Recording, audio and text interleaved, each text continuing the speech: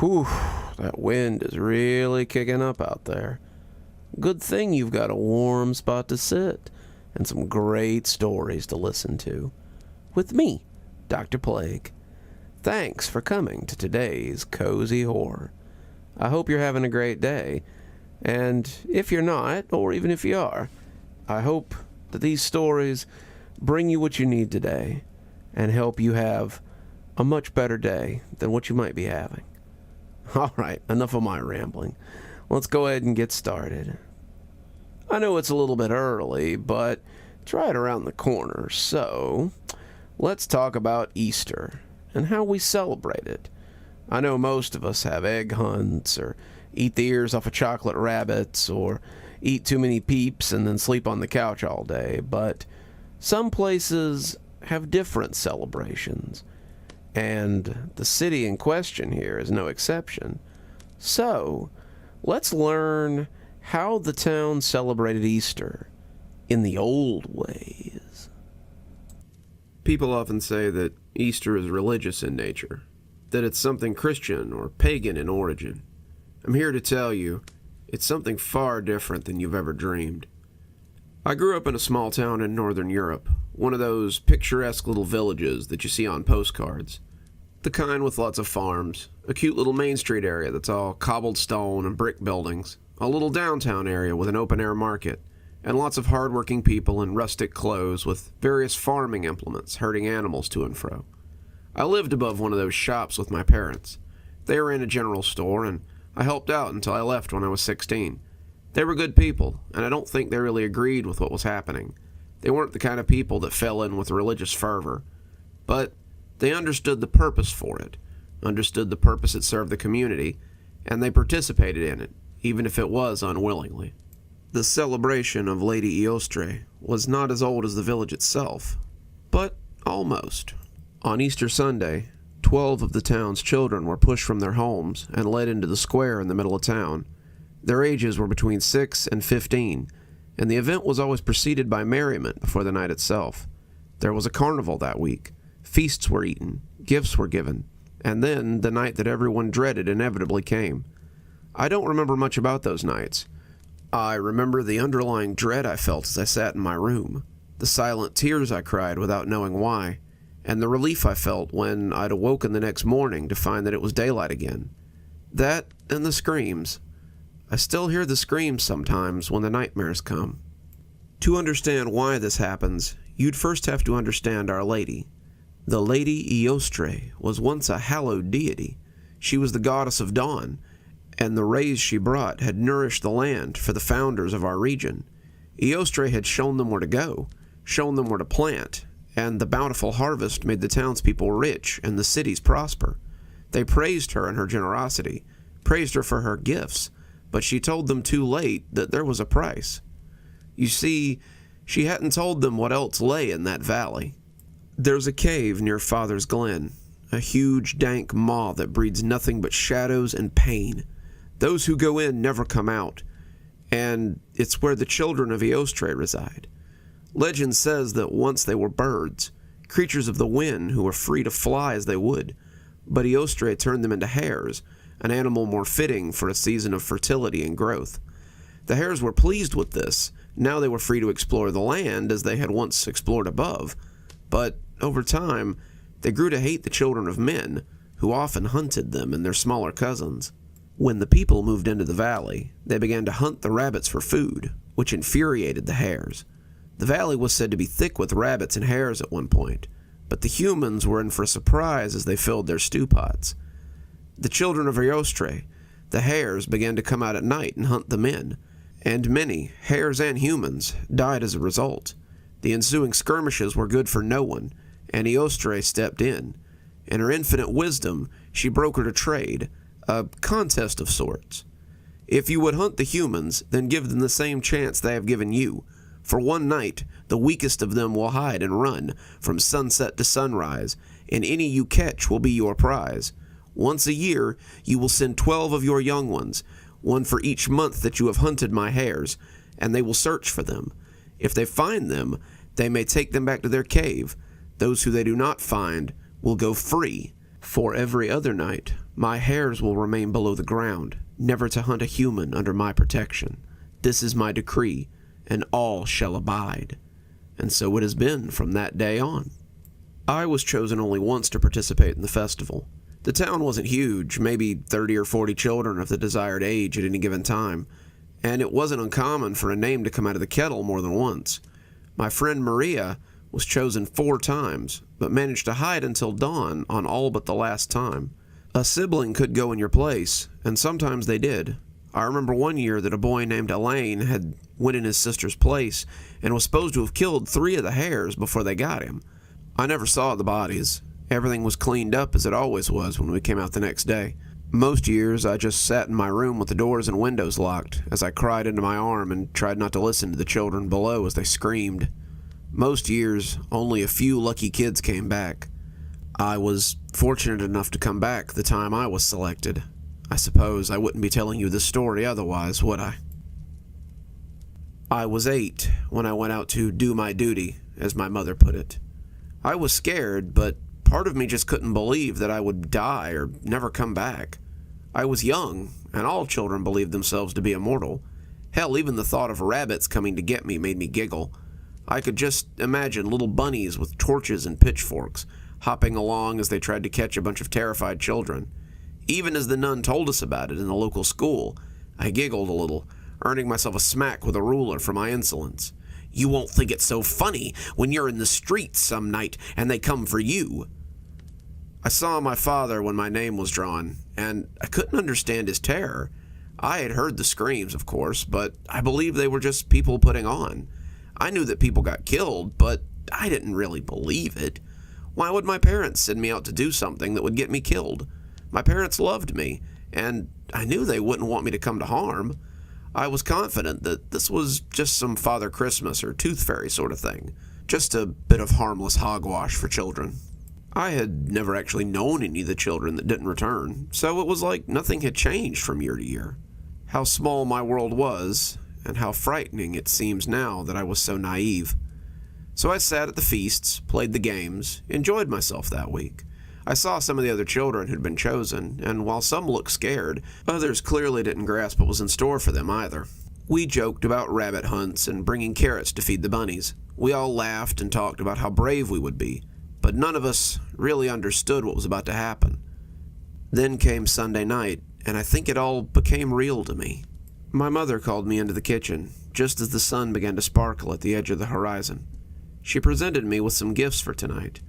She had bought a pair of soft black pants and a very tight shirt. She put a pair of soft shoes on my feet, and I could feel their delicate material hug me gratefully. Listen closely, because what I tell you might save your life. On the night I was chosen to take part, I hid in the horse shed near the drawbridge. The smell of the hay seemed to make me harder to find. If you bury yourself deep in the stack, you should be safe until morning. Don't try to fight them. Don't be careless or brash. Just run and hide and survive. I love you. Your father loves you. And we wish there was any other way but this one. We wish there was some way to help you, my father said, suddenly coming from his study and startling me. But this is all we can offer you. Good luck. We hope to see you in the morning. Then they hugged me, both of them enveloping me in their shared embrace, before leading me to the door and showing me out into the semi-darkness. I walked to the square, unafraid as the gaslights flared cheerfully. Why should I be afraid? This was my home. I had ran over these streets with my friends. We had played by the fountain in the square. We had gone to the market and bought candy and toys with our allowance. And we had gossiped and giggled as we walked to school. Nothing here could hurt us. Nothing here could threaten us, as the warm stones of our hometown wrapped us in a cocoon of safety. This was just a game for grown-ups to play, and it would prove as hollow as the stories of the boogeyman or the goblins who came to take away naughty children. I could see the others as they flitted into the square, but they were not quite as chatty as they had been earlier. As the sun set, casting the last of its light on the town, we heard the bell toll and saw the mayor come out onto the balcony that overlooked the square. He looked resplendent in his long coat, his shoes with the buckles gleaming in the dancing torchlight, as he stared down at us from his high perch. He looked sorry to see us here, but resolute in his decision. He would carry this out, then he would step back inside, so we didn't have to watch the results of his actions. We give thanks to Eostre for a beautiful harvest, for the valley that we live in, and for the gifts that she has given us generations ago. We ask her to watch over these little ones as they hide from her children. May she take pity on them and let them come home again. He said more, going on for what felt like hours, but my head had turned from him as I heard a noise. It was the harsh flop of a too large foot, the echoing thump of heavy footsteps, and as I looked, I saw them. There were 3 of them, all tall and lithe, with arms and legs too long to be human. They didn't so much walk as they galumphed, as if walking on 2 legs was never something they would become used to. As the mayor droned on, I saw one of them become too eager and step close to the edge of the alley they were hiding in. Its fur was snowy white, a speckling of brown making it look as though it had freckles on its chest and nose. Around its neck and across its shoulders, to my surprise, I could see feathers, and I remembered suddenly that they had once been birds. Its mouth had a distinctly beakish look to it, and I felt cold dread creep into me as this creature hulked at the ready. It held a delicate-looking flint knife in its too large hand, and my humor at the thought of being hunted by bunnies was gone now. These were no cute little hopping creatures you sometimes saw in the glen. These were like the trolls and goblins we were told stories about, old and mean and utterly devoid of human kindness. As the sun sets, I beg you all to flee. Go now, before they're set loose by that ancient promise.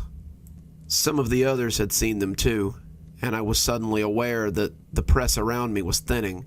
Children of all ages were running, fleeing into the corridors and alleys we all knew so well. I was running too, leaving behind the few who were still gaping up at the mayor as he moved away. They would give me time to run as the creatures found them first. Their screams were high and terrified, but mercifully short. I ran for the stables, just like Mother had told me to, but the hares didn't stay in the square for long. The streets echoed with those strange hopping thuds, and I could hear them as they caught others. Children were easy to track. They wept, their feet thudded loudly, their breathing was much too deep, and the hares seemed to locate them easily as I ran for my life. Unlike the others, my shoes seemed to whisper over the cobbles. They were soft, hugging my feet like a second skin. And though the night was breezy, I never heard so much as a flap from my clothes. I was like a shadow as I traveled the streets of my home, and when I saw the bridge looming up in the distance, I put on an extra burst of speed. When I heard the flapping, galumphing sound of those 2 wide feet, though, I threw myself against a nearby wall and stayed as quiet as possible. I could hear it as its feet slapped at the cobblestones, its nose twitching as it tasted air that likely stank of humanity. The sounds of its twitching nose made my skin crawl, the noises akin to bugs that had nested under a loose cobble. I put a hand over my mouth as my fearful breathing threatened to give me away. I couldn't tell how long I stood there. Time seemed to creep by as the creature looked and sniffed. Fear time is always different than actual time, and the stretch of seconds can seem to take decades in that moment of extreme terror. Then, mercifully, he left, and I ran like the rabbit I had become for the stables. The stables were empty, the horses taken elsewhere, but the hay trough still remained. I plunged into the itchy depths, making myself into a ball as I shuddered at the bottom of the pile. The clothes my mother had given me were long-sleeved and long-legged, so I had only to cover my face so the itchy depths wouldn't give me away. The scent of hay was strong, and the dust that coated me made me stifle a sneeze. I had to be silent. I couldn't do anything to give myself away. I lay at the bottom of that trough for hours, my adrenaline running high, and my ears straining for the smallest sound. I heard them when they came in the first time. There had to be at least 2 of them, their feet slapping at the cobbles as they searched the stalls. I heard them turn over tubs, open closets that were only occupied by horse tack, and grumble in their strange language when they found nothing. When one of them came towards the hay trough, I thought I was done for. It dug through the hay, pulling handfuls away as it searched, and I pressed myself as flat as I could against the bottom. I had to stuff my fist in my mouth, careful not to rustle the hay, for fear that I would be given away by a scream as the creature got closer and closer to finding me. My fist was sweaty, the taste of hay and dust likely to choke me, but I held absolutely still as it threatened to uncover my hiding spot. When it sneezed, the dust getting into its nose, I almost sighed in relief. It scooped out a few more handfuls before stopping, sneezing again as it moved away. Those deep thumps took it out of the horse stall, and I was left to shiver and shake as my adrenaline coursed freshly through me. Somehow, I couldn't have told you how at the time, as the adrenaline ebbed off, I fell asleep at the bottom of the trough. When I awoke, it was daytime, and the night of terror was at an end. My mother found me, hay still clinging to me as I walked towards home. She pulled me close and kissed my hair, thanking Eostre for my safe return. Given that Eostre was responsible for what had happened last night, it seemed silly to thank her. That night was 15 years ago, and I've since moved from my small rural town. Hamburg makes the place I was born look like a dirt track, and after college I found work easily as the foreman of a textile mill. My parents call me once a week, sending letters in this age of email instead of getting with the times. I've settled down now, had a child of my own, and our conversations always seem to turn to when they will get to meet their grandson. My answer is always the same: when you come to Hamburg to see him. After all that I've witnessed in that place, after sitting in my room for 8 years with the knowledge of what was going on outside those walls, I'll be damned if I'll let my son anywhere close to those damned Warrens and those snuffling monstrosities. So when you hear about the resurrection, as you bite the ears off your chocolate bunny, count yourself lucky that you live without the fear that was such a big part of my childhood. Remember that somewhere there's a bunny that would love nothing more than to bite the ears off of you. Out of the festive holiday fire, and right into the fields with this next story. We all hope one day to find the perfect person. I know I've certainly found my perfect person, and I couldn't be happier with them. But that perfect person often comes with difficulties all their own. Things to learn, things to do, and sometimes what you think is enough may not be. So, let's hear about a marriage that was perfect, except for one little thing. She was the perfect woman. I have no idea how I managed to catch her attention. Our relationship, our marriage, it was all perfect, except for one thing that neither of us could have foreseen. We met in college. She was working towards her English degree, and I was studying business. My major required me to take an English course, as did hers, and when she asked if the desk next to mine was taken, I was almost too stunned to answer. Kathy was beautiful in that artless way that some women have, and she smiled as I fumbled over my answer. That would have been the end of it for most people. I had fumbled my one chance, but Kathy wasn't like other women. She told me later that she had found it endearing, and she suspected that she was already a little bit taken with me when she sat down. When I saw you from across the room, I just knew that I wanted to get to know you better. We talked a little bit before class, comparing schedules and going over the usual getting-to-know-you chit-chat. When the teacher arrived and class began, I found myself snatching little glances at her as she bent over her notebook. She caught me looking once, and to my surprise, I saw her smile at me. I was smitten after that smile, and when Kathy invited me to have lunch with her after class, I didn't even have to think about it. We were dating a week later, and as we got closer, should have noticed the warning signs of problems to come. I suppose I understand how it escaped my notice, though. Few people would have considered utter peace and pure relaxation a problem. When we walked hand in hand, I would get this feeling of utter peace throughout my body. When we kissed, I felt like nothing in the world could hurt me. She made me feel safe, made my problems melt away, and I knew I wanted more than the few hours a day we got to share with each other. Her college schedule made it difficult to go out more than twice a week, and my own class load kept me busy too. Part of the reason we had such little time together, though, was Kathy's commute to and from school. Kathy lived an hour and a half from campus, and couldn't begin to afford an apartment on her meager student income. The job I worked, plus the leftover grant money I had, paid the rent on my studio apartment, but not much else. Another person paying rent was nice, but I couldn't say that was the only reason that I offered to let her live with me. I also wanted her close to me. She made me feel good, made me feel safe. Being in her presence made the dark world in which I lived more tolerable, and I wanted that for more than a few hours a week. I offered to let her move in, and after a week of mulling it over, she agreed. That weekend, we combined our meager possessions, and I slept like a baby in her arms that night. As we began to spend our evenings together, the problems became more apparent. Problems is a terrible word for it, because in the beginning, it was more like a godsend. When we sat on the couch, our hands linked, I would find myself getting drowsy.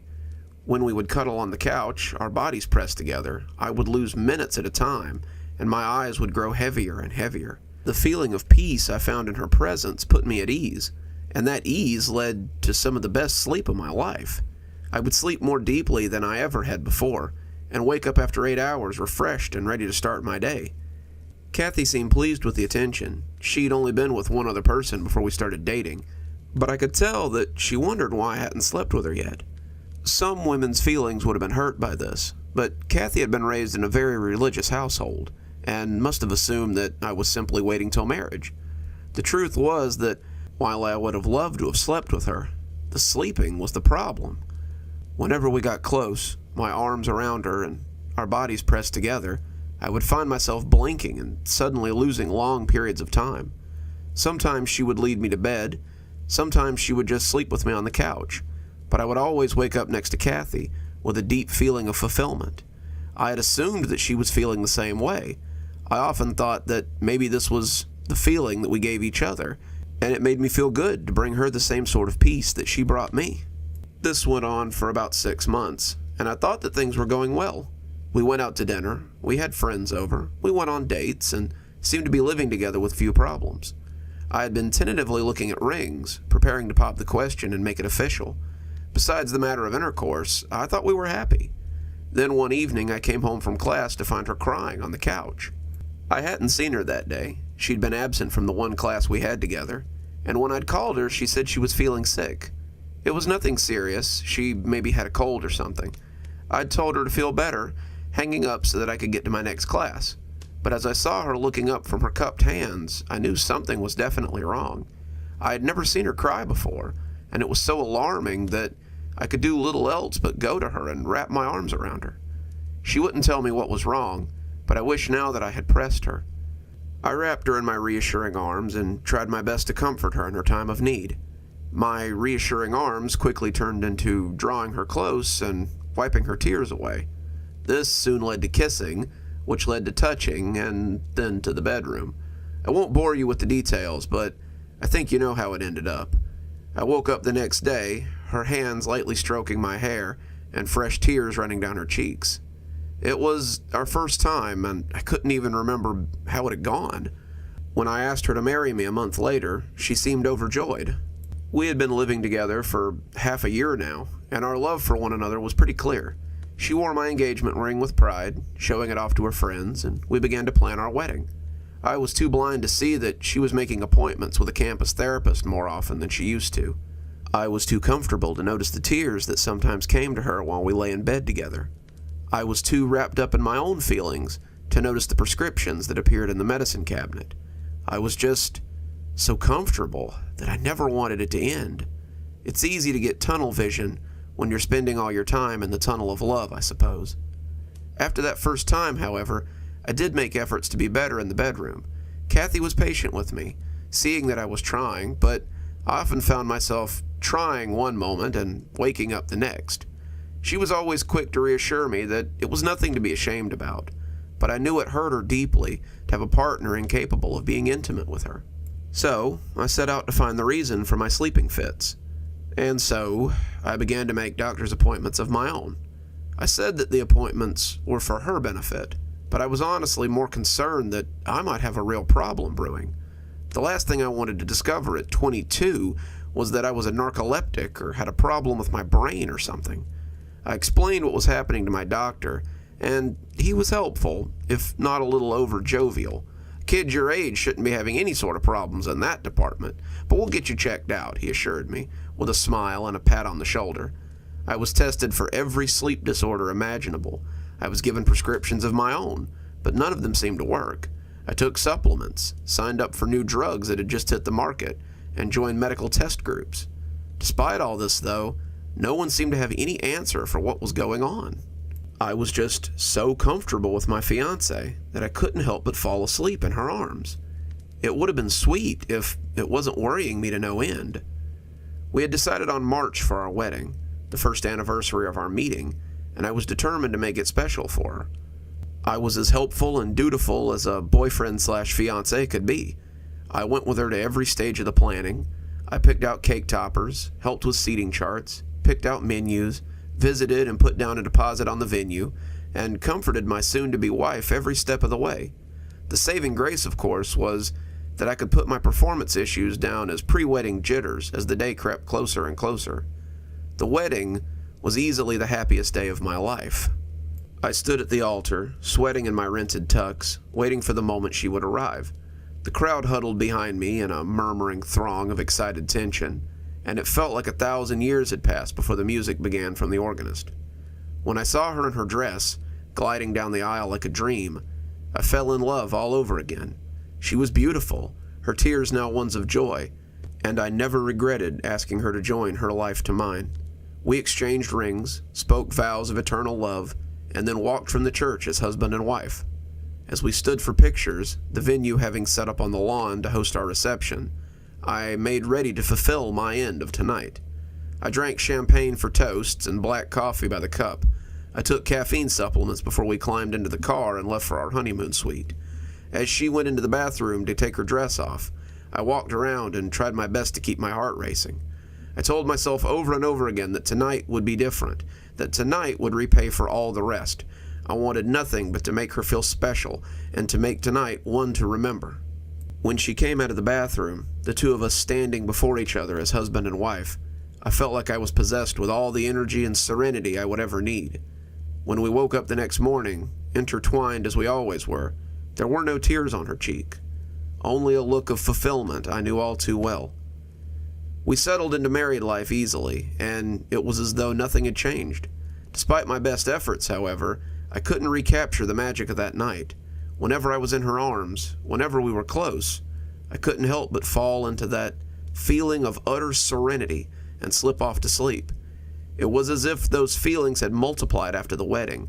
She made me feel like I could die of happiness. I couldn't hold her hand as we drove anymore, lest I find myself listing off the road. If I cuddled on the couch with her to watch a movie, I would inevitably miss over half of it. I loved nothing more than to bask in that feeling of serenity that seemed to waft around her, but I also felt guilty as she seemed to return to her silent, tearful nature. I couldn't help myself. I was powerless to resist the pull of her, and I was powerless to do anything when I was in her arms. I began to notice as her mental health got worse, though. Kathy was moody and manic by turns. Sometimes she wanted nothing to do with me, only to cry and demand my attention. I often missed classes because I was afraid to leave her by herself, and I finally insisted that we go see a doctor. The doctor said this was normal. Her medication just needed to be adjusted. Despite their best efforts, though, the new pills and the adjustment of the old pills seemed to do no good. Our lovemaking was non-existent, despite my best efforts. I tried to comfort her, tried other means of intimacy, attended couples therapy with her, tried my best to keep her from imploding. In the end, though, it did no good. I remember the night it happened as vividly as I remember our wedding day. I was lying in bed, Kathy still in the bathroom, and I was worried about the appointment we had the next day. They planned to try her on a new battery of medications, and Kathy seemed to be willing to give it a try. She had wandered around the house like a fretful ghost all day, and I'd been keeping an eye on her until this very moment. I felt like if we could just get to bed, if we could just fall asleep in the comfortable embrace of each other's arms, everything would be fine. She climbed into bed, and something about her face didn't seem right to me. Then she opened her arms, and I was like a meteorite hurling into a planet's gravity. "I love you," she said, kissing my forehead as her heart raced against my chest. "I'll always love you." I fell asleep, wrapped in the arms of my love. sure that as long as I remained here, everything would be okay. I woke up, however, to discover that I was sleeping next to a corpse. I called the paramedics, but there was nothing they could do. She'd been dead for hours as I slept. Kathy had taken an overdose of sleeping pills before tucking in for the night. It was almost ironic in the end, and the note she had left on the nightstand told me everything I needed to know. All these years, I had believed that I was giving her the same feeling that she was giving me. It turned out I was nothing but a thief in the night. Kathy said that her mental decline had started almost the day we met. The balance and fulfillment that I had been expecting was a mirror to the anxiety that she was feeling. She had taken my inability to stay awake as something she was doing. She was boring me. I was disinterested. She was failing as a woman as a result. The longer it lasted, the more she felt like she was the cause. She wanted to please me, to be a good wife, but the longer it went on, the more inadequate she felt. She loved me. She never wavered in her love for me. But being with someone who was physically uninterested in her was killing her, physically and emotionally.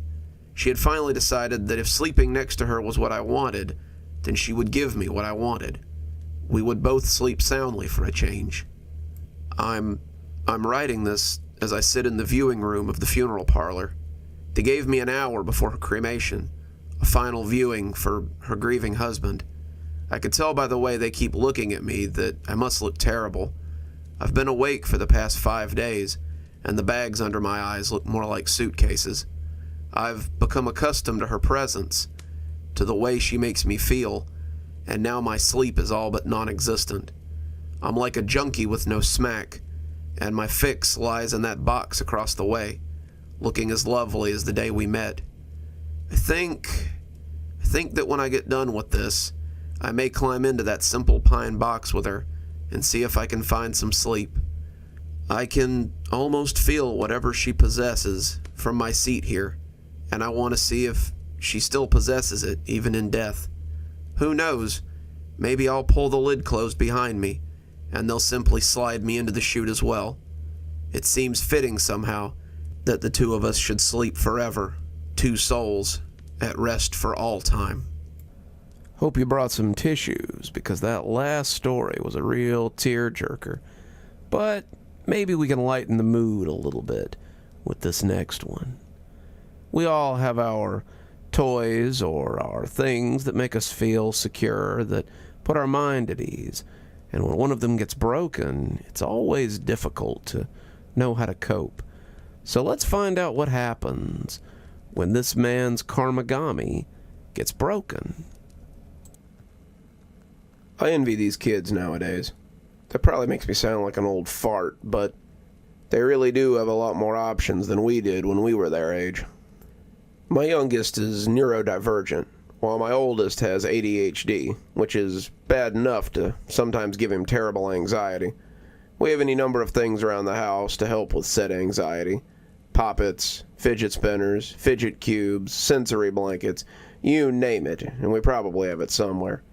My youngest son picked them up early, and they seemed to help him cope with the stress that his autism often brought on. My oldest scoffed at the gadgets my son had, but he left them lying around, and my oldest started playing with them too. Now he doesn't go anywhere without his fidget cube, and his hands seem glued to it around test time. All I had when I was his age was a worry stone, and I probably worried away more than a quarry of them. So when my youngest left his karmagami on the living room floor one afternoon, my first exposure to it wasn't exactly positive. If you're unaware of what those are, they're these little revolving toys that have different patterns on each of the faces. As you rotate it, the picture changes, and the transitioning images are supposed to be soothing. That, however, was not my initial reaction to them. He had left it in the living room floor beside the couch, right in a blind spot. So as I came around the corner one day, wanting to get a little lunch from the kitchen, I stepped down on the pokey end of the toy. After a few minutes of cursing and hopping around, I was ashamed to see that I had broken my son's new favorite sensory toy. I looked at the time and realized I only had about an hour to find a new one before he came home and had a fit.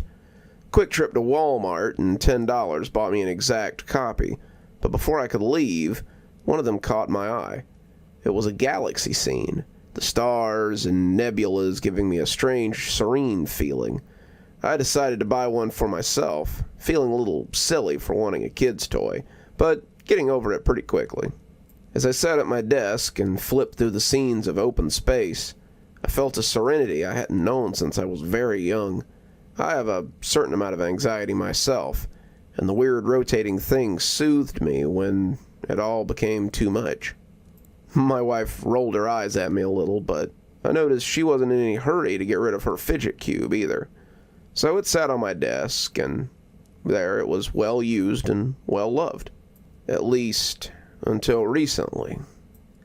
I've been working on a book for the last couple of years, and it was finally beginning to come together. It was polished. The test readers I'd let have a look at it said they couldn't wait for the next chapter, and I was excited to get the final draft to my editor after so long. As I edited it, the little toy became the object most often at hand. I would turn it over and over without thinking about it, the galaxy spinning as my tale spun itself closer and closer to completion.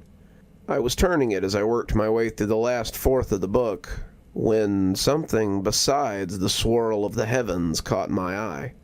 I looked down, seeing the corner of the starry sky, and then I saw something on the face that was not the Galileo space probe, or a black hole. It was eyes. I dropped the thing in surprise, but I had definitely seen a pair of bloodshot eyes. I could swear the veins had pulsed a little, the pupils staring at me, and I had been so startled by the intrusion that I picked my feet up into my chair like I thought it might bite me. I reached down after a few seconds of sitting like that, feeling silly, and when I picked it back up, I could see the familiar black hole and space probe among the bed of stars. I shook it off, thinking I'd just been working too hard. Started flipping the little toy in my hand again. As the words began to fall comfortably into place, I forgot about the eyes. I put it off as an optical illusion.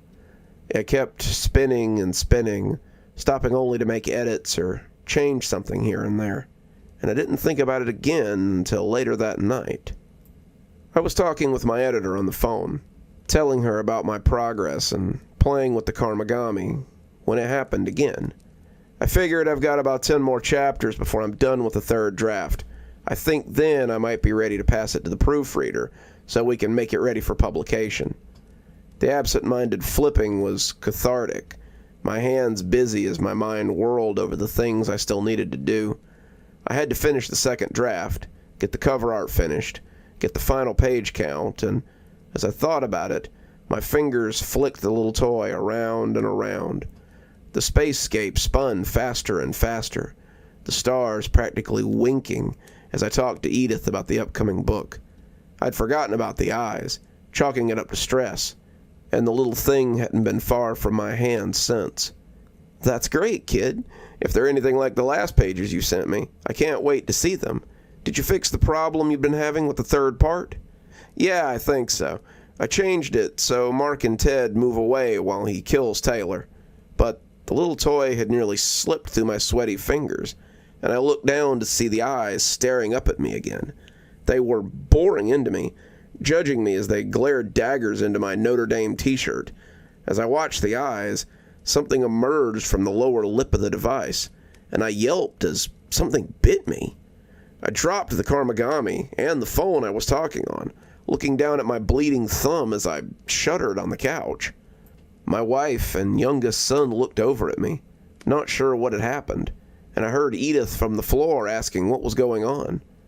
I reached for the phone, but my hands were shaking as the bite on my thumb bled. I apologized for the surprise, but the rest of my answer was a little less excited. When I felt my thumb throb, I looked down to find that the thing was back in my hand. I wanted to drop it, but I just couldn't make my hand release it. The space scene was back again. The eyes and teeth were gone, but my hands shook a little as I flipped through the pictures. I spoke absent-mindedly to Edith, but my eyes kept flicking down to the little puzzle toy. I expected to see the eyes again, but when the call ended, I let the phone slide down to the cushions and took the Karmagami in both hands again.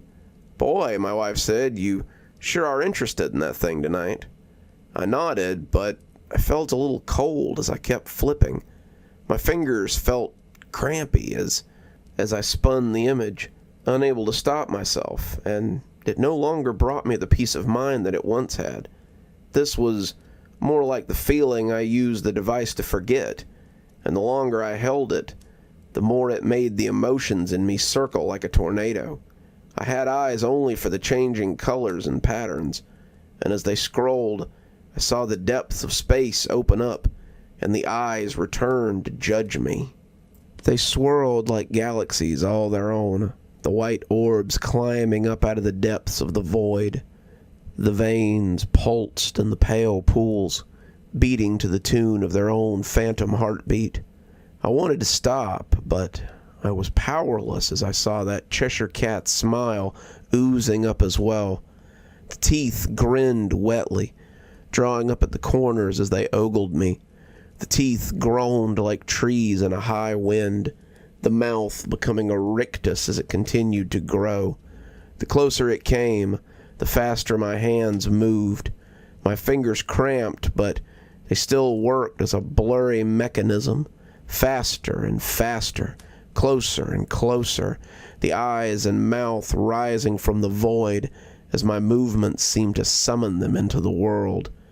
I couldn't tell if I was leaning in closer or they were getting bigger, but the longer I turned it, the more it encompassed my whole existence.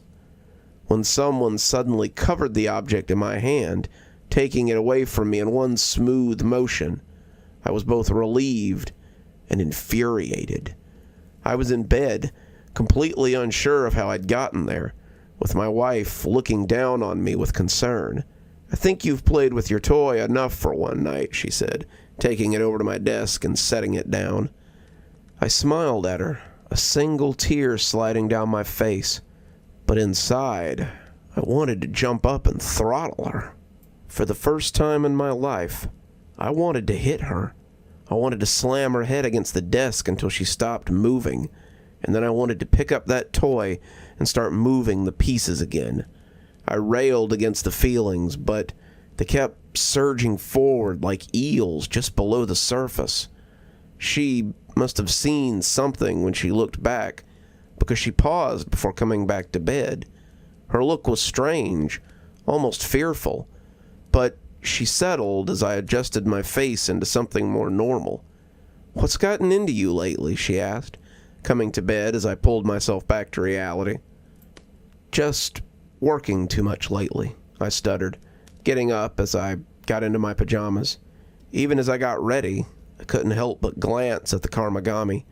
It was just sitting there, calling to me, begging to be touched, but I turned away as I went to lay next to my wife. The urge to hurt her had passed, and as we settled into bed, I felt like my old self again. I just needed a little distance from my favorite worry stone, and as I drifted off, I made a mental note to just let it sit there tomorrow. I closed my eyes and opened them in a dream void. I was floating naked in space, a long umbilicus sprouting from my navel. I was drifting, moving towards the last thing I expected to find out there. It got bigger the closer I floated, and I expected that it would suddenly burst open and reveal a bright flash of light. Maybe this was where the eyes came drifting from, though I'd certainly never seen it on the stickered background of my fidget toy. The door was massive, roughly 20 feet tall, and it only got bigger the closer I got. As it loomed up before me, I suddenly found myself not wanting to sit in that shadow. I didn't understand how it still had a shadow. Did things have shadows in space? I didn't know, but I didn't want to come anywhere near this thing, as little say as I seemed to have in the matter. It opened suddenly, as I had expected, bathing my eyes in star-dazzling light. As I shaded my eyes to see what was coming through, I saw those glittering teeth as they opened wide and came down loudly around me. I came awake with a deep gasp, finding only my sleeping wife in the dark room. It was still on the desk then, that hateful pyramid, but I don't believe it stayed there long. When I woke up the next morning, my fingers ached, and I was already spinning the galaxies in my hand. My arms were shaking from exertion, the eyes and mouth already growing as they threatened to break the bonds of the Karmagami. I threw it away before I could think better of it, and when it burst against the wall, my wife snorted before falling back asleep. I just sat there for a moment, hands extended, not sure where I'd found the nerve. It was the last thing I had wanted to do, but now that it was star-strewn pieces on the ground, I felt more at peace than I had in days. It couldn't haunt me anymore, couldn't make my fingers cramp, my head ache, but even as I slid back under the covers, I could feel my fingers wanting to work the puzzle yet again. When I woke up and found it sitting on the desk, right where my wife had left it, I almost cried. Over the next few days, the little thing was my obsession, despite my better judgment. If I was awake, the little puzzle was spinning, spinning, spinning in my hands. My pages were forgotten, my family ignored. I couldn't help it. My mind was consumed by nothing so much as freeing whatever was trapped inside this thing, even though I was truly terrified of it. I would come to the precipice, the eyes ready to pop free of the canvas which held them, only to drop it before the snapping teeth could bite me. I would resist its pull for a few minutes, an hour at the most, but then I'd come to and find it in my hand yet again. My wife stopped nagging me about it after the second day, just sighing disgustedly anytime she saw me fiddling with it. At some point, she left to take the kids to school, and they didn't come back. I was aware of them the same way I was aware that every 8 hours I needed to eat, but I don't think it truly registered as something to be worried about. The phone was ignored, sometimes my body functions as well, and before long I was simply sitting on the living room floor in my own filth, my fingers rustling the drapes a little as they worked the picture at an eye-watering pace. I'm in one of my little breaks now, the device thrown against the wall as I try to resist the urge to use it. I took the time to get this down, hoping it would find someone, anyone, who might be having a similar problem. Sometimes the things that bring us joy are also the thing that destroys us. I don't know what sort of otherworldly being resides in this hunk of plastic and adhesive pictures, but it gets closer and closer to being born every time I pick the Karmagami up. For your own sake, if you ever see the eyes, don't fall into the same trap that has me. If you see the eyes, throw it away and forget it by any means possible. We're really coming down to it, slinging the hits and having a lot of good times here around the fire, while the wind rattles the eaves outside and we stay warm and dry here with some great tales and some great company too. So let's move right along from broken toys to the matter of inheritance. I've never really been in the middle of an inheritance struggle or really gotten much out of any kind of inheritance, honestly, as much as it would have been nice to get some. But I've been told that sometimes a good inheritance will come with some strange stipulations, maybe even some rules to follow. So let's hear about a fellow whose inheritance came with some definitely weird strings attached. My grandpa was an odd guy. He was clearly wealthy, but no one was ever sure how. He lived frugally in a small house on a quarter of an acre, with a sensible car and nothing too fancy in the house. If you'd driven past it, you would have assumed that some old-timer on a pension was just moldering away his golden years there. And you'd have been right, in some ways. Where he showed his wealth was in his generosity. Grandpa liked to give. He gave the best Christmas presents. He had the best candy for Halloween, donated to charities, and liked to see people happy. If you asked him how he could afford to be so generous, however, he would always just wink and say he had his ways. Not even my grandmother knew where his money came from, and they were married for 50 years. So when he died, we all wondered who would inherit his mysterious fortune. My cousins had loved Grandpa. Grandkids always do, but the two of us had always been close. My old man hadn't even waited till I was born to go grab some milk and cigarettes, and Grandma and Grandpa had helped my mom raise me so she could go to work. I have a lot of fond memories of sitting with Grandpa and watching TV, taking walks around the neighborhood, and eating ice cream at this little shop on the corner. He would always tell me to appreciate the little things, because the smallest things could be the ones that changed your life forever. "Take this," he would say, showing me the door knocker that he often carried in his pocket. "I found this when I was young, sifting through trash in a landfill as I looked for bottles to sell. It became my lucky charm, and it changed my life forever." Grandpa carried that door knocker for as long as I had known him, and it was pretty unique. It was a brass hand holding an apple, and it was all meticulously crafted in exhausting detail. The fingers had individual nails, the apple had a stem and leaves, and even the knuckles had wrinkles on them that had been carefully worked.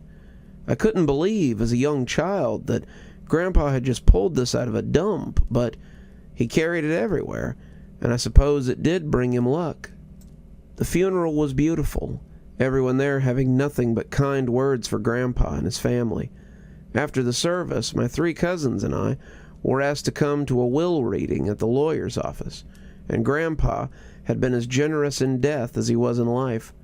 My cousins had received a trust fund for each of them, the amount payable on their 30th birthday, with a small living expense each month. Grandpa hadn't left a trust for me, but he had left me his little house, which I was pretty glad for. Mom had recently married, and though I liked Mike a lot, it had seemed a little odd to have her adult son living in the house that she was trying to make a new life in.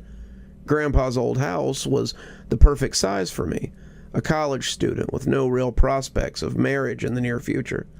It was close enough to campus that I thought it would be ideal, but the lawyer had one more thing to give me. "Your grandfather was also very clear that I give you this," he said, and he handed me Grandpa's lucky charm, the brass door knocker. I thanked him, thinking I might hang it somewhere in the house in Grandpa's memory. It seemed only fitting to make a little memorial wall out of it. After all, Grandpa had loved the thing, and it had been his only constant possession for years. So I moved in that day, taking my things and wishing my mom and stepdad goodbye as I too embarked on a new life. Over the next few days, I changed the house around a little. I hung my flat screen on the wall, I moved Grandpa's favorite armchair around, I added my books to his bookshelf, and I donated his clothes and some of his other things to one of his favorite charities. I think Grandpa would have liked the thought that his stuff would help people in need, and they were very thankful. A few of them offered condolences, having read about his death in the paper. Grandpa bought a lot of his stuff from Goodwill and Habitat for Humanity, but he also donated a lot, so he was well known to them. It was Friday, about 4 days after the funeral, when I noticed the knocker on the counter and remembered my plan to hang it and make a memorial wall. I didn't have anything else planned for that day, so it seemed like a fine pursuit. I hung the knocker in the living room, putting it above the little shelf where I put some candles and a picture of Granddad. I put his wallet up there too, something else he was never without, and I added a tin of Altoids, a pocket watch I'd seen him wear, and a few other pictures of him. The door knocker was the centerpiece, and it all looked very nice when I was done. As I finished, I stepped back and admired it, thinking that Grandpa would have liked it too. That night was the first time I heard the knocking. I was lying in bed, doing some doom scrolling before I went to sleep, when suddenly I heard a loud thump from the living room. I took out my earbuds and listened, wondering if something had fallen over or maybe someone was at the door. But I didn't hear anything. I shrugged, thinking it had been my imagination, but just before I could slip the earbud back in, I heard it again. 3 long booms from the living room, then silence. I got up, wondering who could be knocking at my door at this time of night, and went to the front door and looked out the peephole. I opened the door to see if someone was joking around, but there was no one there. The front porch was empty. Grandpa didn't have any bushes or anything to hide behind. The kid, or whoever, would have had to been the freaking Flash to make it off the porch without being seen, and I closed the door and started to go back to bed. I'd come to the hallway that led there when I heard it again. 3 long booms, then silence. I turned back, looking at the door, but there was nothing. The knocking hadn't come from the door. I would have been able to tell. No, it had come from the living room.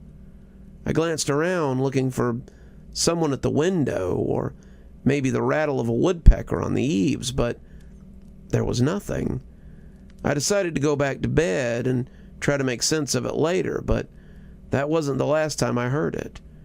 I heard the knocking a couple of times over the weekend, but I could never quite nail down where it was coming from. It was always either 1, 2, or 3 knocks, followed by a 10-second pause, and then the same number of knocks before it stopped. By Monday, I was pulling my hair out, wondering if this was the pipes or something in the walls. Then I finally caught it. I'd found a wedding picture of my grandparents sitting in a desk, something Grandpa had probably put away so he wouldn't miss Grandma too much, and I decided it would look very nice on the shelf with the other memories. I was adding the wedding picture beside one of Grandpa accepting an award for philanthropy when the knocking on the wall suddenly rattled and thumped. I jumped back, not sure what to make of it, but it thumped once, twice, 3 times, and was quiet for about 10 seconds. I had just thought it might be a fluke or something. Then it did it again. Thump, thump, thump. Then silence. I took it off the wall and looked for some kind of motor or something, but it's just a normal brass knocker. It happened 2 more times that day, and I was extremely curious as to what made it do it and why. I started going through Grandpa's desk, hoping for some explanation, and that's when I found the letter. It was in the middle of a ledger book, addressed to me, and it wasn't even sealed, which was unlike Grandpa. It was just a single page of notebook paper, and I was glad to see Grandpa's cramped handwriting speaking to me from the page. I hope you're enjoying the house, and I hope you found this letter in a timely manner. I'd considered leaving it to Wilson to give to you, but I thought it might be better if you came across it naturally. Also, I wanted you to receive the knocker, and Wilson may have decided to keep it if he read the letter. He's a good man, an honest man, but greed can do funny things to people. You've probably noticed by now that the door knocker taps on its own sometimes. You wouldn't believe how I discovered its power, a complete accident, but I swear that what I'm about to tell you is absolutely true. The door knocker opens to different places. Place it on a door and wait for the knocks. Once it knocks, open the door and travel to where it takes you. The knocker only has 3 destinations, but they have been of great benefit to me and our family. When it knocks, you'll have 10 seconds to open the door. The second set of knocks is the door closing, so it won't work if you catch it on the second set. 1 knock opens onto the treasury, a room of treasures. Coins, gems, gold, all piled to the ceiling. If anything guards it, it has never bothered me, but I'm always careful not to take too much. 2 knocks opens onto the library, a room stuffed with bookshelves. You can spend hours, days even, in this place, and Time won't pass outside the door. I've learned so many things here, things lost to time, and read about things that have yet to happen. 3 knocks opens onto a void, a darkness that I dare not enter. Anything you put in here will be gone. Anything. There's no ground outside it, though, so don't walk in. I'm ashamed to say that it's where I've been putting my trash, but it's also where I hid your dog, the one I said that ran away when you were young. He died suddenly, just lay over and died, and I put him in there before you woke up from your nap. I'm sorry I never told you, but you were so young when it happened that I didn't think you would mourn him for long. The knocks were never consistent, but each knock seems to come at least once a day. The 3 knocks usually come in the evening or the early afternoon. 1 knock is usually in the morning or before noon, and the 2 knocks come when it will. While you're inside, don't let the door close. I was stuck in the library for a long, long time once, and was fortunate that your uncle came along and opened the door. Time doesn't affect people the same way inside the door as it does out here, so spend as much time as you want there. If you get hurt, however, you'll be injured, so be careful. You and I have always been close, and I know that you and your cousins have speculated for years about my mysterious fortune. The knocker is yours to do with what you will, but always remember that money breeds difficulty, which is why I have always kept it a secret. Good luck. I love you, kiddo. I read through the note a few times, trying to make sense of it. There was no way. Grandpa had always been sharp, no real problems mentally, but this sounded like the ramblings of a madman or a lunatic. The knocker, however, had moved on its own, that much was true. It occurred to me that there was a way to test the rest of it, so I decided to do just that. I took the knocker off the wall where I had hung it and attached it to the closet door in the living room. It looked a little silly there, a door knocker on a door that opened onto a closet with 2 coats and a bunch of board games in it, but I wanted to be sure. It was silly, the kind of thing you read about in fairy tales, but I wanted to be sure. I had a while to wait, but it finally happened, just as I was thinking about going to bed. It was around 10:30, and I reached for the remote to turn the TV off when I heard it. 2 loud knocks, seconds apart, on the closet door. I popped up, remembering I had 10 seconds to get there, and threw the door open. I expected to find the same closet that had been there earlier. I expected this to be a joke from my grandfather. But I didn't expect to find the great library that he had talked about on the other side. It was huge, a library to rival any I'd ever seen, and the windows shone with perfect sunlight as I stood in shock. The shelves were tall, taller than the roof of the house I stood in, and they had long trestled ladders with wheels to slide along the floor. I could see a grand staircase, and I felt sure that there would be levels above the next as well. I could learn anything in there. I could learn everything in there. But I remembered what Grandpa had said about not getting closed inside, and I looked for something to prop the door open with. I saw an end table and pulled it over to put in the way, stepping inside and marveling at the space. I spent hours perusing books. There were books on languages, on history, on science, on anything I would want to know. I only explored the first floor that night, but there was enough there to keep me reading for days, maybe months. I was studying architecture at college, and there was a whole section of books I could use to study any period, any style, and anything else I wanted. This place was like the libraries they talked about in Alexandria, the libraries in the Harry Potter books, and some kind of wizard's private collection from a fantasy novel, all rolled into one. Time may have moved differently here, but it didn't stop me from getting tired. I'd been excited when I came in, but after a couple of hours, I was yawning and rubbing my eyes. I decided to come back another time and let the door close as I pushed the end table out of the way. It was true. I couldn't believe it, but I had seen it myself. Grandpa had a magic door knocker. I spent the next few days testing each knock pattern, and Grandpa's observations had been spot on. I found the room with the gold in it the next day, and it was almost more impressive than the library. Think of a room full of any kind of money you could want. Gold bars, U.S. currency, ancient denarii, little stones with things scratched on them, gems, pearls, silver nuggets, and other things I didn't even have a name for. I reached for a stack of hundreds with a shaky hand and brought them out before I let the door close again. I had made about $2,000 in a matter of seconds, and I put it somewhere safe before heading to class. The void was a little scarier when I got to it, but I'd been setting garbage bags beside the door just in case, and I was home when the knocks finally came. The void was just what it claimed to be. It was like looking out at a night sky, except there was no stars. It was an inky, unnatural blackness, and I wondered if maybe Nietzsche had been describing this place when he talked about staring into the abyss.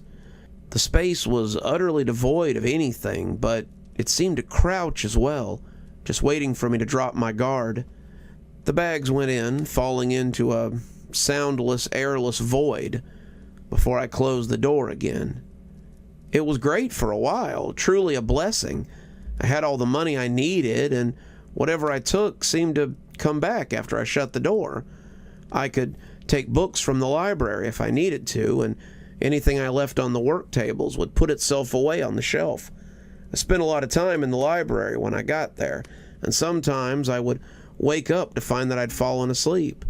The door never slammed shut and trapped me in there, and without anyone to come behind me and accidentally close it, I felt safe in there. I learned so much in a relatively short time, and my professors were impressed with my knowledge.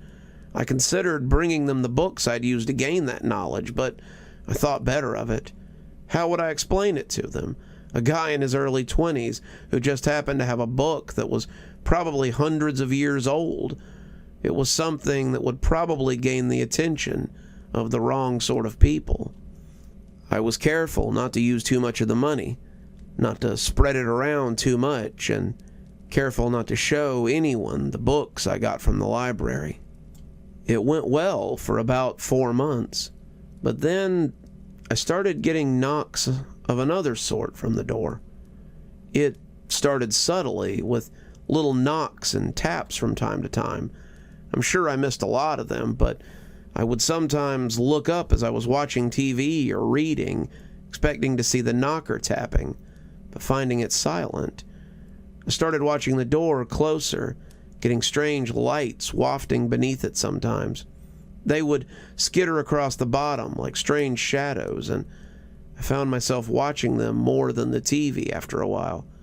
My trips to the other places were still uneventful, the landscapes the same as they had always been, but it was the time in between the knocks that I came to dread.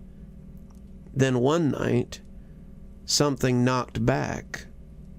I was brushing my teeth when I heard a familiar boom sound 3 times. I checked the clock and saw it was nearly 11. A little late for knocking, but I stuck my head out to look at the door nonetheless. The toothbrush was still in my mouth, and I had expected to see nothing stranger than the knocker fall back into place. Instead, something knocked again, and it wasn't the knocker. I came slowly out of the bathroom, watching as strange lights came flashing from beneath the cracks of the door. It was like a haunted house attraction, and I almost expected to see smoke billowing out from underneath it. The knocks were shy, almost uncertain, and I was preparing to head to my room when something hit the door hard enough to shake it in the frame. I jumped back, not sure what to make of it, and when it hit again, I fell onto my butt and just watched it shake.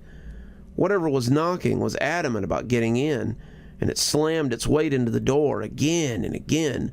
The knob rattled and shook. The lights flashed faster and angrier. My teeth were chattering. This had never happened before, and I was terrified that whatever it was might get through. It slammed into it again, the old wood cracking in the frame.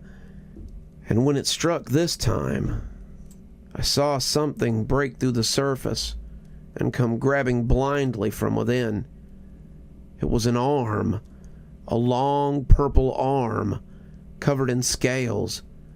It thrashed around trying to find something to grab, and the sounds from within were like bats and birds turned up to 1,000.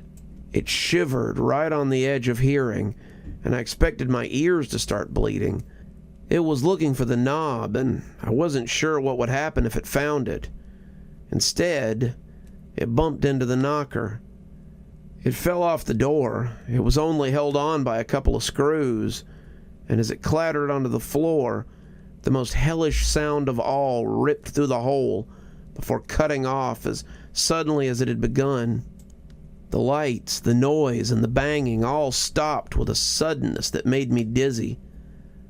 I stood up, looking at the broken door, and walked slowly into the living room to see the extent of the damage. Something was bumping, but I thought maybe the arm had knocked something over. I wanted to make sure the knocker was okay, but as I came around Grandpa's old chair, I saw what was making all the noise. It was the arm that had come through the door. It was leaking black fluid all over the hardwood and flopping around like a fish. It didn't flop for long, but now I'm left with a problem. The portal only seems to open when the knocker is up, but unless it's up, I can't open it. I wonder if this is why Grandpa kept it with him so often. Did he perhaps have a visitor one night when he least expected it? For now, I'm keeping the knocker in my bedside table, but even as I lay here writing this, I can hear it bumping against the wood every now and again. The money will eventually run out. That or my curiosity will get the better of me, and I'll hang the knocker again. But I think for now I'll let it sit. No need to invite trouble if I don't have to. One more story for you, then I think it's time for me to hit the road once again. Our loved ones usually have a secret or two, some skeletons in their closet, maybe something they haven't shared with us. But if your significant other has a secret like the one in this next story, then it might be time to cut and run. 'Cause OP's girlfriend definitely has a secret. I'm an Uber driver in the Atlanta area.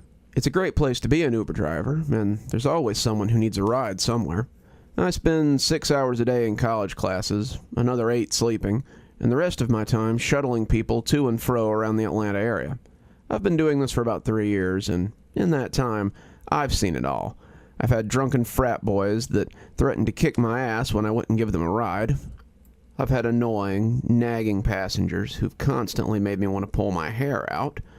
I've seen the occasional cheating spouse hoping not to get caught, the local celebrity on their way to an event, the online influencer who thinks they're way more important than their subscriber count would suggest, just to name a few. I've had my fair share of funny moments, too. The man and his potential lover who met his wife on the sidewalk, the two ladies deciding to go get a drink after they had thoroughly screamed at him, never gets old. And I've also had some scary times. The lady with the neck wound who nearly bled out in the back of my car after her boyfriend just pushed her in and ran off came to mind, for certain. Despite all my experience, though, this story definitely falls under the weird category. Well, I guess we can upgrade it into the scary category, all told. Any night where I almost lose my life can definitely be called scary. This happened in October, about a week before Halloween. My girlfriend and I live in a duplex near campus. I've lived there for about 4 years, and she's lived there for about 6 months. We were taking a semester off since none of the classes we needed were available in the fall, and on the night in question, I was hurrying to get ready so I could drop her off at the airport before I started working. She was going on a weekend trip to see her parents in Virginia, and I'd have the house to myself all weekend. I was a little skeptical about her destination, but I decided to let her dig her own grave if my suspicions were correct. Maybe it was all the extra time I was spending at home, but I'd started to notice that something was a little off about her lately. She'd been fired from her job recently, and though she kept saying she was going to get another one, I didn't see her making any effort to do so. All she seemed to do was talk to people on Discord. She'd gotten really into this local group, spooky stuff from what I'd seen, and she was constantly chatting and texting with them. I was suspicious, but I wasn't really worried. At that point, I figured the worst she could do was dump me. We chatted on the way to the airport, talking about what she'd do once she got there, and how much she would miss me. She bemoaned how bored she would be at her parents' house, and when we arrived at the airport, she kissed me goodbye and headed into the busy terminal. As she left for her parents' house, or wherever she was going, I decided to get some work in, since I was at the airport anyway. I pulled into the temporary parking area and signed into the Uber app. The airport was usually an excellent place to find fares, and sure enough, someone was trying to get a lift. He wanted to go to a hotel nearby, and after agreeing to the ride, I moved back into the concourse to pick him up. He was a big dude, around 6 feet and muscular. He had a bag, which he put in my trunk, and a smaller bag, which he kept on his lap. I asked him where he was going, and he verified the address, so off we went. He was pretty quiet the whole way there. He looked cramped in my back seat, like a sardine in a can, but he took it well. Mostly he just played on his phone, typing away to someone as we rode in silence. That wasn't uncommon. I honestly preferred clients who weren't chatterboxes. There was nothing worse than trying to hear your GPS over some drunk backseat DJ who wants the aux cord, or some tourist who wants a guided tour of the city as you dodge rush hour traffic. We drove for about 20 minutes before pulling up outside the hotel without much fuss. I told the guy we'd arrived, and he quickly slipped the phone into his carry-on and offered to tip me for arriving so quickly. I said it wasn't necessary, since that sort of thing was usually handled through the app, but he went ahead and slipped a 20 up next to my headrest, and I took it with thanks.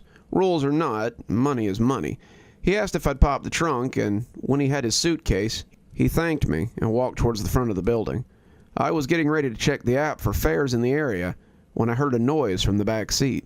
It was that high-pitched ding noise that so many phones use for notifications, and when I looked in the back seat, I realized the guy had forgotten his carry-on. It had slipped into the floorboard, and I could see the black light on his cell phone through the mesh. I dug out the phone and started to reach for the door when my eyes registered what the message on the lock screen had said. A picture of a pretty blonde was next to the message, and she was asking if he'd gotten to the hotel yet. Another popped up to say that she was running a little late, but she'd be there in 5. She couldn't wait to meet everyone, and she was so glad that she had finally done this. And it was about time they all got together, and the picture was of my girlfriend. I just stared at the phone for a few minutes before someone honked at me, and I drove into a parking spot. A cab had just pulled up behind me, and as I parked, I couldn't help but notice when my girlfriend stepped out and walked to the hotel. She still had her suitcase, her furry boots, her parka, the leggings that she had left the house in, and she smiled hugely as she looked at the hotel. She clearly hadn't seen me, which was good because I had about 1,000 questions I would have likely bombarded her with. She was supposed to be on a flight to Virginia, but instead, it looked like she was meeting some random guy from Discord. Was she cheating? Cheating seemed to be the most obvious answer, but why? We'd never had any problems. Our relationship had been smooth since the beginning. Why now was she... The phone dinged as another message popped up, but this one was from a different guy. "How many have arrived?" he asked. My girlfriend responded, "5, master. Damien seems to have lost his phone, but he's here too." I had meant to check for fares in the area, but instead I found myself watching the phone as the messages rolled in. I was in full information gathering mode now, and anything I could come back with would help me in the long run. If this was a misunderstanding or something, I wanted to know before I melted down on my girlfriend. As it stood, though, it was beginning to look very sketchy. I couldn't open the phone, of course. It was one of those fingerprint lock ones that wouldn't open without a password or a fingerprint, and since I knew neither, all I could do was watch the dialog boxes come up. The boxes only stayed for a couple of seconds, and often the messages were too long for the boxes to contain the whole thing, so I was forced to read a little at a time. What I read made me think my initial suspicions might be off. At first, it looked like she was meeting people at a hotel for an unspecified event. As I waited, I saw other people approach, their faces matching the images on the app. I was pretty sure that these people were the ones she was waiting for, because their arrival at the desk was followed by confirmation that someone else had arrived. After 8 or 9 of them had gone up, they began talking to the mysterious Master.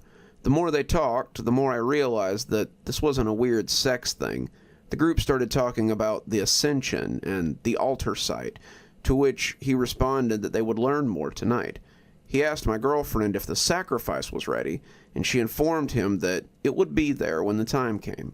He quoted some verses that sounded pseudo-biblical and referred to them as the coven several times. The more I read, the more I began to believe that she might be part of a cult instead. I sat outside the hotel for several hours, and as it got dark, he told them that the preparations were taking longer than expected. He told them they should meet him at the altar site and sent directions, which I got about half of. He told them to be there before dark, and like a flock of birds, they came from the hotel and moved towards cars parked in the parking lot. I ducked down, not wanting to be seen, and I watched as she got into a late-model black sedan. The sedan drove away in a convoy of other vehicles, and since I didn't have all the directions, I cranked my car and followed them. As they moved out of town and got onto the highway, I tried not to make it obvious that I was tailing them. The freeway was busy. It's close enough to end-of-day traffic that I can hide in a crowd, but as we left the interstate, it became harder to blend in. As the sun sank, I saw the turnoff for the access road, their cars kicking up dust as they rumbled down the gravel road. I didn't want to lose them, wherever they were going, so I pulled off the road for a few minutes before following. It turned out they were heading for Panola State Park.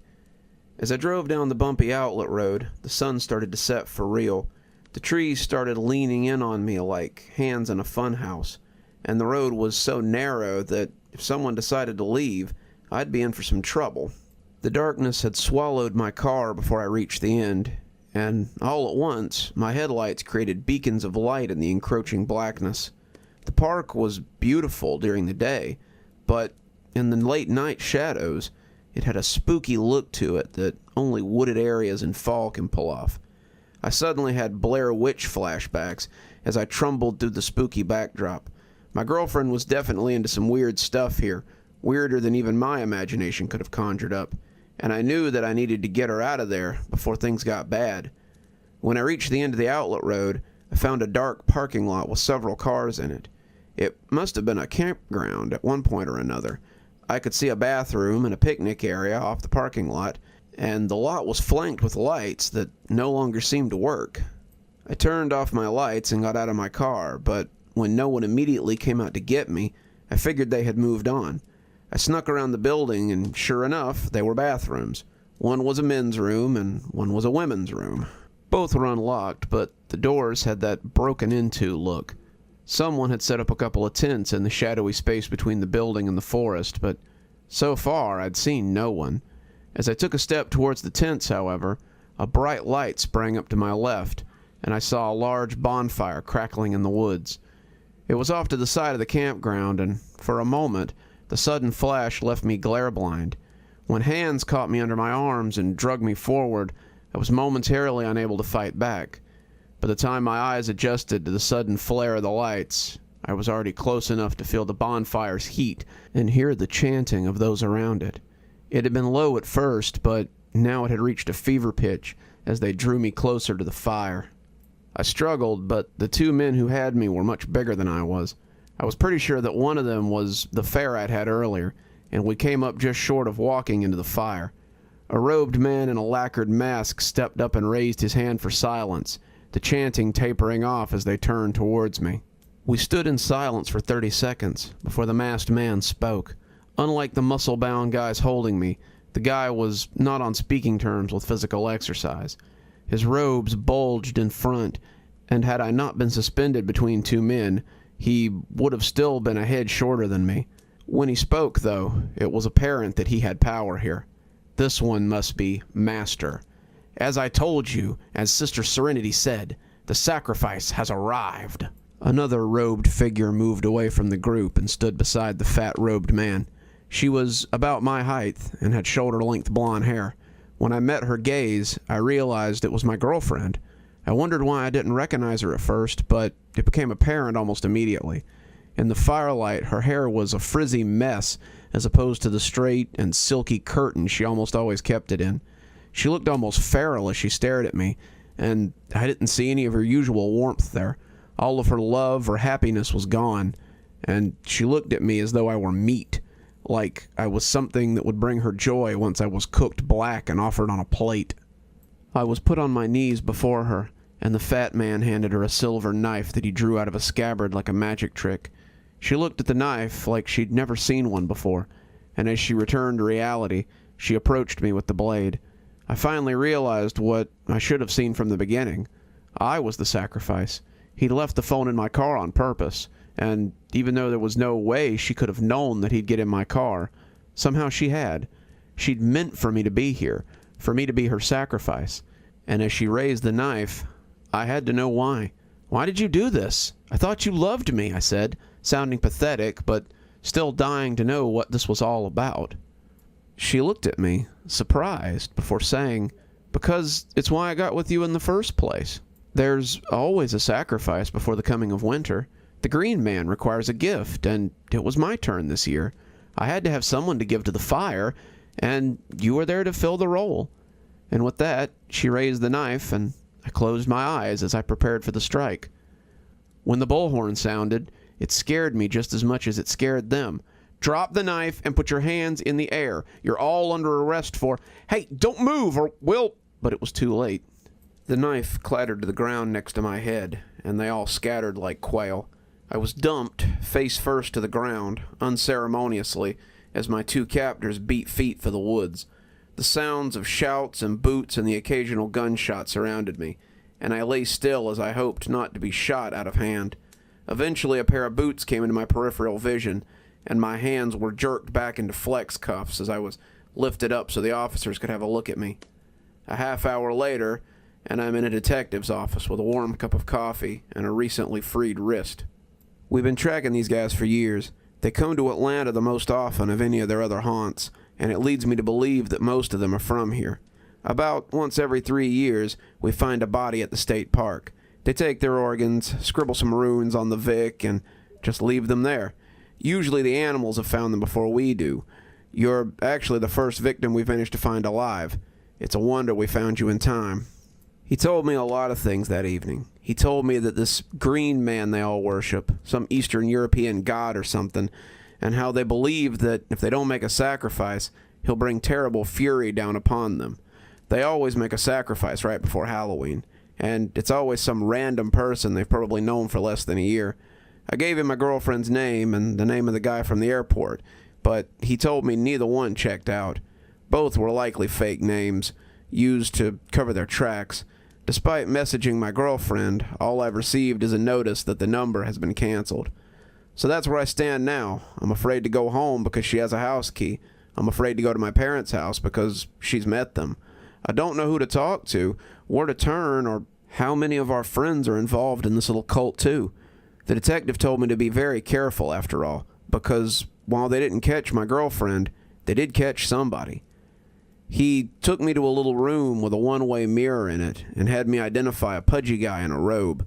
He was talking to another detective in a very animated way, the man staying calm despite the amount of flailing he was doing. He asked if this was the guy that my girlfriend had been talking to, the one they called Master, and I nodded. The man suddenly leaned forward and yelled at the detective, who sat back quickly despite the man's hands being chained to the table. Spit flew from his mouth as he yelled, even through the glass. I could hear what he was screaming. "You don't get it. You idiots just don't get it. We aren't worshiping the Green Man. We're all here to protect you from him. If this false sacrifice isn't received, then he will come. He'll come and he will kill. You have to release me. The sacrifice must be completed." That was about the time 2 other officers ran in and restrained him, but his message was clear enough. If anyone reading this has any information, I'd suggest you go to the police. These Green Man guys will have to strike again soon. If they believe that their actions keep us safe, if their delusion is something that must be accomplished, then any one of you may be in danger. I was groomed for 6 months, kept safe like a pig for the slaughter, but they don't have time to be so choosy anymore. The green man must be appeased, and soon, lest we suffer his wrath. Who knows which one of you might find yourself beside the fire this year? Just like that, it's time for me to ride off into the sunset, yet again. But don't be too sad. I'm sure there will be more good times and great stories coming at you tomorrow. So, until then, this is Dr. Plague, wishing you a wonderful day and a spooky evening.